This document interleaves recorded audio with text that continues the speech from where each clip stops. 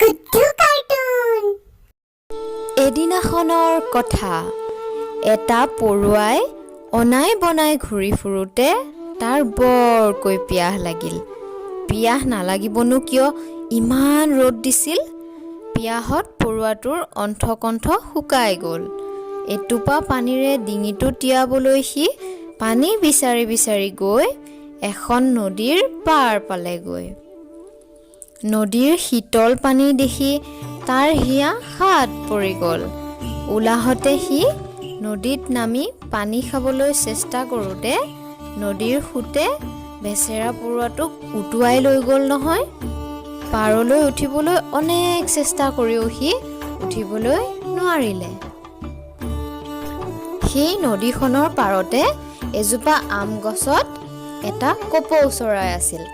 কপৌ চৰাইটোৱে পৰুৱাটোৰ দুৰৱস্থাটো দেখি তাৰ মনটো বৰ বেয়া লাগিল আৰু সি লৰালৰিকৈ গছৰ পাত এখিলা ছিঙি পৰুৱাটোৰ সন্মুখতে পেলালেগৈ। অসহায় পৰুৱাটোৱে সন্মুখত উদ্ধাৰৰ এটা সামান্য আশা দেখা পাই কোনোমতে সাঁতুৰি সাঁতুৰি পাতখিলাৰ ওপৰত উঠিল আৰু লগে লগে চৰাইটোৱে পুনৰ পাতখিলা পাৰলৈ তুলি আনিলে। পৰুৱাটোৰ জীৱন ৰক্ষা পৰিল।